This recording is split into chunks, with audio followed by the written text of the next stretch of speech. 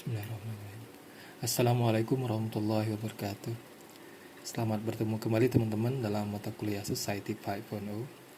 Pada pertemuan kali ini kita akan membahas sebuah topik yang sangat menarik, yaitu transformasi ekonomi di era Society 5.0 dari masyarakat moneter menuju masyarakat non-moneter. Sebelum kita masuk ke materi utama, mari kita lihat terlebih dahulu apa yang diharapkan setelah mengikuti perkuliahan ini. Yang pertama adalah kemampuan mahasiswa dalam menganalisis karakteristik transisi ekonomi dari masyarakat berbasis moneter menuju masyarakat non-moneter di era Society 5.0. Yang kedua adalah kemampuan mahasiswa dalam mengevaluasi dampak platform digital terhadap perilaku konsumen, struktur industri, dan asimetri informasi. Dan yang ketiga adalah kemampuan mahasiswa dalam mengintegrasikan konsep sharing economy dan collaborative commons sebagai alternatif dalam menciptakan kesejahteraan masyarakat modern. Setelah memahami tujuan pembelajaran, sekarang kita masuk ke konsep dasar Society 5.0, yaitu Data Driven Society atau masyarakat berbasis data. Mari kita perhatikan aktivitas kita setiap hari. Saat mencari informasi di Google, menggunakan media sosial, berbelanja di marketplace, memesan makanan melalui aplikasi, atau menggunakan Google Maps, kita sebenarnya sedang menghasilkan data. Data tersebut kemudian dikumpulkan dan dianalisis menggunakan AI. Dari hasil analisis itu, sistem dapat mengenali pola perilaku kita, seperti produk yang sering kita cari, waktu kita berbelanja, bahkan jenis konten yang paling sering kita tonton. Akibatnya, keputusan yang kita ambil sebagai konsumen seringkali dipengaruhi oleh rekomendasi yang diberikan algoritma. Inilah mengapa data sering disebut sebagai aset baru dalam ekonomi digital. Namun, kondisi ini juga menimbulkan kekhawatiran. Perusahaan digital yang menguasai data dalam jumlah yang besar memiliki keunggulan yang sangat besar dibandingkan pelaku usaha lain. Jika tidak diatur dengan baik, kondisi tersebut dapat memunculkan monopoli pasar, penyalahgunaan data, hingga persaingan usaha yang tidak sehat. Disinilah Society 5.0 menawarkan pendekatan yang berbeda. Teknologi tidak boleh hanya digunakan untuk mengejar keuntungan ekonomi, tetapi juga harus meningkatkan kualitas hidup masyarakat atau quality of life. Dengan kata lain, manusia tetap menjadi pusat dari perkembangan teknologi. Di Indonesia, upaya tersebut mulai diwujudkan melalui berbagai regulasi, seperti Undang-Undang Perlindungan Data Pribadi yang bertujuan melindungi data masyarakat, serta dorongan agar platform digital lebih transparan dalam penggunaan algoritma, sehingga pelaku UMKM juga memiliki kesempatan untuk bersaing secara adil. Jadi, pesan utama dari slide ini adalah bahwa data memang menjadi sumber kekuatan ekonomi baru, tetapi pengolahannya harus tetap mengedepankan etika, transparansi, dan kepentingan masyarakat. Pada slide sebelumnya, kita membahas bahwa data menjadi aset utama dalam ekonomi digital. Sekarang pertanyaannya, bagaimana data tersebut dimanfaatkan untuk menciptakan model bisnis baru? Jawabannya adalah melalui platform digital. Kalau pada revolusi industri pertama, mesin uap menjadi penggerak utama ekonomi, maka di era Society 5.0, peran tersebut digantikan oleh Artificial Intelligence, Internet of Things, and Big Data. Teknologi ini memungkinkan perusahaan memahami kebutuhan konsumen secara cepat dan memberikan layanan yang lebih personal. Salah satu karakteristik penting platform digital adalah konsep unbundling. Unbundling berarti manfaat suatu barang dipisahkan dari kepemilikannya. Artinya, kita tidak harus memiliki suatu produk untuk menikmati manfaatnya. Sebagai contoh, dulu jika kita ingin mendengarkan musik, kita harus membeli kaset. CD, atau mengunduh lagu satu persatu. Sekarang cukup berlangganan Spotify dan kita bisa mengakses jutaan lagu kapan saja. Hal yang sama terjadi pada Google.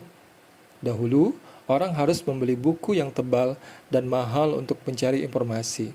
Kini, kita cukup buka Google tersebut atau mesin pencari lainnya dalam hitungan detik. Perubahan ini menunjukkan bahwa masyarakat mulai bergeser dari budaya ownership atau kepemilikan menjadi akses. Karakteristik berikutnya adalah zero marginal cost. Konsep ini menjelaskan bahwa biaya awal untuk membangun sebuah aplikasi memang sangat besar. Perusahaan harus mengeluarkan biaya untuk riset, pengembangan sistem, server, dan keamanan data. Namun, setelah aplikasi tersebut selesai dibuat, biaya untuk melayani satu pengguna tambahan menjadi sangat kecil, bahkan hampir nol. Misalnya, ketika Spotify memiliki 1 juta pengguna, lalu bertambah menjadi 1 juta satu orang, biaya tambahan yang dikeluarkan perusahaan hampir tidak signifikan. Karena itu, banyak platform digital mampu menawarkan layanan gratis atau berbiaya sangat rendah. Jadi, inti dari slide ini adalah bahwa transformasi ekonomi digital telah mengubah cara masyarakat memperoleh manfaat. Yang semakin penting bukan lagi memiliki suatu barang, tetapi memiliki akses terhadap layanan yang dibutuhkan. Platform digital mengubah cara masyarakat mengakses berbagai layanan. Sekarang kita akan membahas mengapa beberapa platform digital bisa tumbuh sangat besar dalam waktu yang relatif singkat. Kuncinya adalah network effect atau efek jaringan. Efek jaringan berarti bahwa semakin banyak pengguna yang bergabung dalam suatu platform, semakin tinggi pula nilai platform tersebut bagi pengguna lainnya. Sebagai contoh, mengapa banyak orang menggunakan WhatsApp? Bukan semata-mata karena fiturnya paling canggih, tetapi karena hampir semua teman, keluarga, dan rekan kerja juga menggunakannya. Hal yang sama terjadi pada Gojek, Grab, Tokopedia, atau Shopee. Semakin banyak pengguna, semakin banyak mitra yang bergabung. Sebaliknya, semakin banyak mitra, semakin menarik pula platform tersebut bagi pengguna baru. Siklus ini terus berulang dan membuat platform semakin kuat. Namun, kekuatan ini juga menimbulkan tantangan, yaitu asimetri informasi. Asimetri informasi terjadi ketika satu pihak memiliki informasi yang jauh lebih banyak dibandingkan pihak lainnya. Dalam konteks platform digital, perusahaan memiliki akses terhadap data transaksi, perilaku konsumen, pula permintaan hingga preferensi pengguna. Sebaliknya, mitra pengemudi, penjual atau pelaku UKM hanya mengetahui sebagian kecil dari informasi tersebut. Akibatnya, mereka seringkali tidak mengetahui bagaimana algoritma menentukan urutan pencarian produk, pembagian pesanan, ataupun perubahan tarif. Kondisi ini dapat menimbulkan ketergantungan yang tinggi terhadap keputusan algoritma. Karena itu, banyak negara mulai mendorong regulasi yang lebih transparan. Indonesia juga mulai mengadopsi berbagai kebijakan yang mengarah pada transparansi algoritma, sehingga platform diharapkan menjelaskan indikator yang digunakan dalam pengambilan keputusan yang memengaruhi para mitranya. Jadi, pesan utama dari slide ini adalah bahwa platform digital memang menciptakan efisiensi melalui efek jaringan, tetapi juga harus diimbangi dengan tata kelola data dan algoritma yang transparan, agar seluruh pelaku ekonomi memperoleh kesempatan yang adil.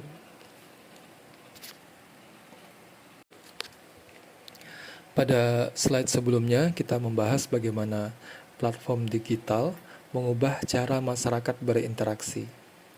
Salah satu perubahan yang paling nyata adalah cara kita melakukan pembayaran. Saat ini kita semakin terbiasa menggunakan kris atau mobile banking, e-wallet seperti GoPay, Oppo Dana, atau ShopeePay. Bahkan banyak orang yang keluar rumah tanpa membawa uang tunai.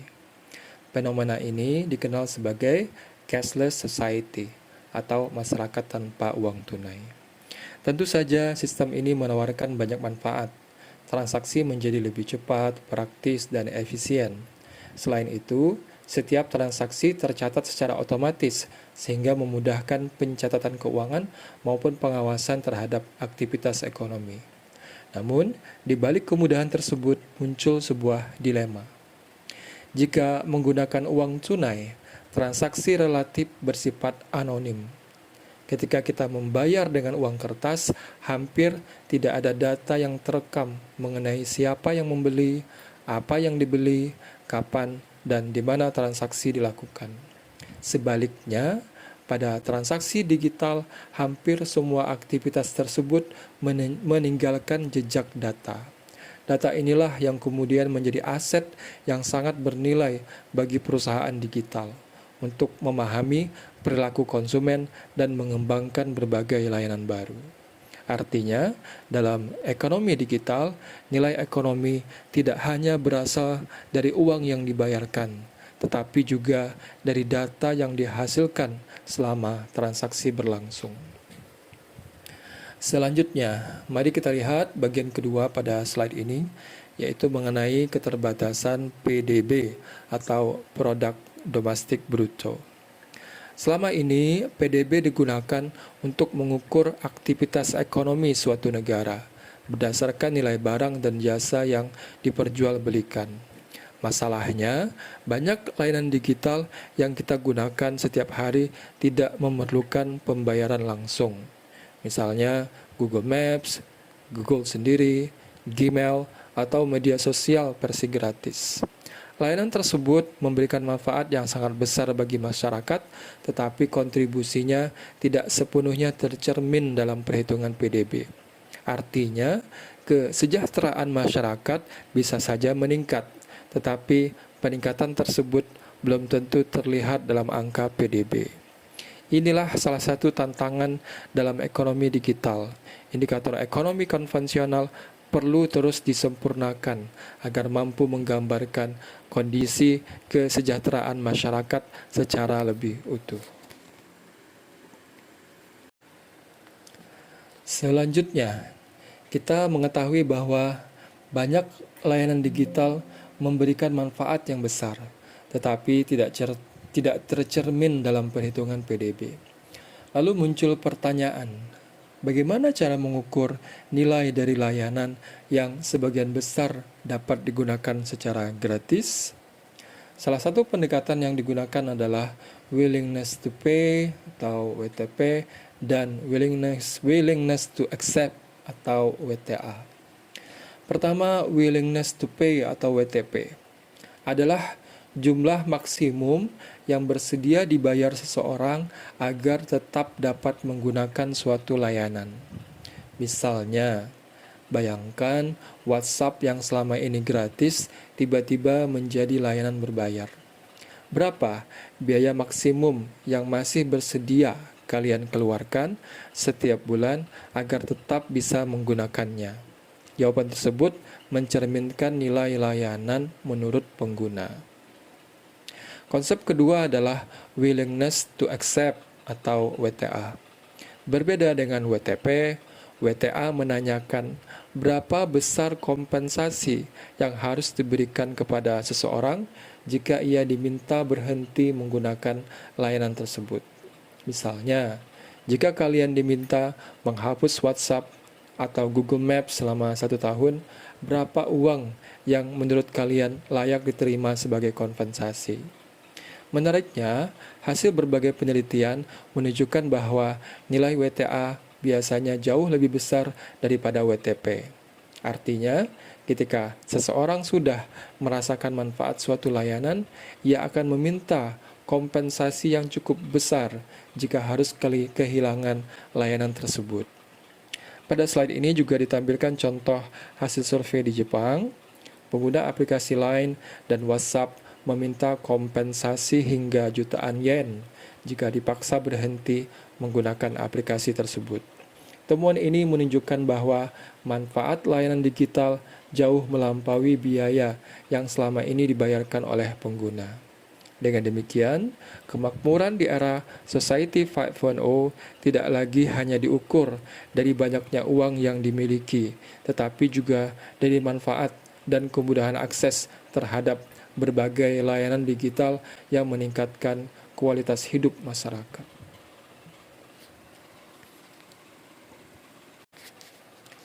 Setelah membahas bagaimana kemakmuran dapat diukur melalui manfaat yang dirasakan masyarakat, sekarang kita masuk pada konsep yang menjadi salah satu ciri ekonomi di era Society 5.0, yaitu Collaborative Commons. Konsep ini mengajarkan bahwa kemakmuran tidak lagi hanya diukur dari banyaknya aset yang dimiliki seseorang, tetapi dari kemudahan mengakses sumber daya yang dibutuhkan. Dulu, seseorang dianggap sejahtera jika memiliki rumah besar, mobil pribadi, atau kantor sendiri. Namun saat ini mulai muncul pola pikir yang berbeda. Banyak orang tidak lagi merasa harus memiliki semuanya, selama mereka dapat mengakses layanan tersebut dengan mudah saat dibutuhkan. Contohnya, kita tidak harus memiliki mobil untuk bepergian karena tersedia layanan transportasi daring. Kita juga tidak harus membeli perangkat lunak yang mahal karena kini banyak aplikasi berbasis cloud yang dapat diakses melalui sistem berlangganan. Inilah yang disebut Collaborative Commons, yaitu masyarakat yang lebih mengutamakan kolaborasi, berbagi sumber daya, dan akses bersama dibandingkan kepemilikan individu. Pada slide ini juga dijelaskan perbedaan antara nilai tukar atau exchange value dan nilai guna atau use value. Nilai tukar adalah nilai suatu barang ketika diperjualbelikan di pasar. Semakin tinggi harga jualnya, semakin tinggi nilai tukarnya. Sedangkan nilai guna adalah manfaat yang diperoleh dari penggunaan barang atau layanan tersebut. Di era digital, banyak layanan memiliki nilai tukar yang rendah bahkan gratis, tetapi memiliki nilai guna yang sangat tinggi karena digunakan setiap hari oleh jutaan orang. Misalnya Google, kita tidak membayar untuk mengaksesnya, tetapi manfaat yang diberikan sangat besar bagi pelajar, mahasiswa, peneliti, maupun masyarakat umum. Jadi, pesan utama dari slide ini adalah bahwa Society 5.0 menggeser fokus dari memiliki menjadi memanfaatkan. Semakin mudah masyarakat mengakses layanan yang berkualitas, semakin tinggi pula kesejahteraan yang dapat diciptakan.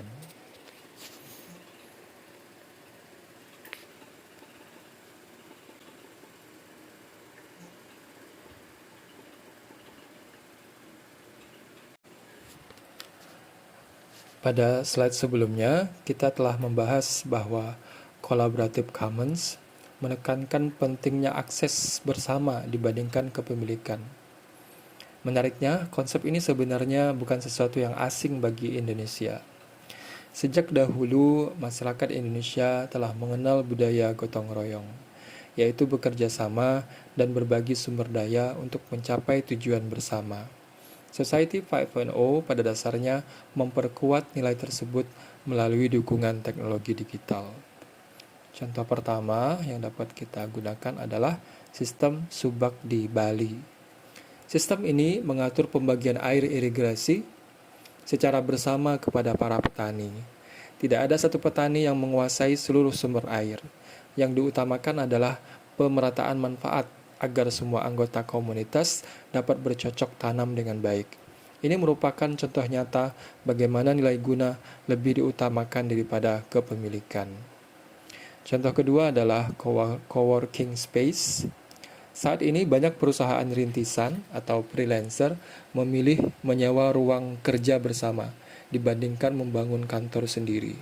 Dengan biaya yang lebih rendah, mereka tetap memperoleh fasilitas yang memadai, bahkan memiliki kesempatan untuk berkolaborasi dengan pengguna lain. Contoh ketiga adalah platform crowdfunding seperti kitabisa.com. Melalui platform ini, ribuan orang dapat menyumbangkan dana dalam jumlah kecil untuk membantu pembiayaan pendidikan, kesehatan, bencana alam, maupun kegiatan sosial lainnya. Jika dilakukan secara bersama-sama, kontribusi kecil tersebut dapat menghasilkan dampak yang sangat besar. Dari berbagai contoh tersebut, kita dapat melihat bahwa Society 5.0 bukan berarti meninggalkan budaya lokal.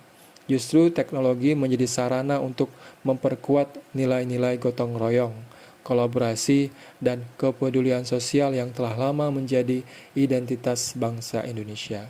Jadi, inti dari slide ini adalah bahwa Collaborative Commons di Indonesia merupakan perpaduan antara kearifan lokal dan inovasi digital. Sehingga teknologi tidak hanya meningkatkan efisiensi ekonomi, tetapi juga memperkuat solidaritas sosial. Kita telah membahas bagaimana teknologi mengubah cara kita bekerja, bertransaksi, mengakses informasi, hingga menciptakan nilai ekonomi. Namun muncul satu pertanyaan penting. Jika artificial intelligence atau AI semakin cerdas, lalu apa yang masih menjadi keunggulan manusia? Inilah yang dijawab oleh konsep human co-becoming. Konsep ini menjelaskan bahwa manusia pada hakikatnya adalah makhluk sosial. Kebahagiaan dan kesejahteraan tidak hanya berasal dari pendapatan atau kemajuan teknologi, tetapi juga dari hubungan yang baik dengan orang lain, kemampuan bekerja sama, rasa empati, dan kepedulian terhadap lingkungan sekitar. Sementara itu, konsep engage knowing menekankan bahwa pengetahuan manusia tidak hanya diperoleh dari data atau informasi, tetapi juga dari pengalaman langsung, interaksi sosial, dan pemahaman terhadap kondisi nyata di masyarakat. AI mungkin mampu menganalisis jutaan data dalam hitungan detik, namun AI tidak dapat sepenuhnya menggantikan empati, kepedulian, maupun kebijaksanaan manusia ketika menghadapi persoalan sosial yang kompleks. Contohnya dapat kita lihat pada sistem Pamong yang dikembangkan berdasarkan pemikiran Ki Hajar Dewantara. Dalam pendekatan ini, relawan tidak hanya memberikan bantuan berupa teknologi atau perangkat digital, tetapi juga hadir di masyarakat, berdialog, memahami kebutuhan mereka, kemudian bersama-sama mencari solusi yang paling sesuai. Hal ini menunjukkan bahwa teknologi akan memberikan manfaat yang optimal apabila dipadukan dengan nilai-nilai kemanusiaan. Dengan kata lain, Society 5.0 bukan sekedar menciptakan masyarakat yang semakin digital, tetapi menciptakan masyarakat yang semakin manusiawi. Sebagai penutup perkuliahan hari ini, ada satu hal yang perlu kita ingat. Hampir semua teknologi dapat berubah dalam waktu yang relatif singkat. Namun, kemampuan untuk berpikir kritis, bekerja sama, berempati, dan menyelesaikan masalah nyata akan selalu menjadi kompetensi yang dibutuhkan. Karena itu, sebagai mahasiswa, jangan hanya mempersiapkan diri menjadi pengguna teknologi. Persiapkan diri menjadi pribadi yang mampu memanfaatkan teknologi secara bijak untuk memberikan manfaat bagi masyarakat. Demikian paparan saya pada hari ini, mudah-mudahan ada manfaat. Saya akhiri, wassalamualaikum warahmatullahi wabarakatuh.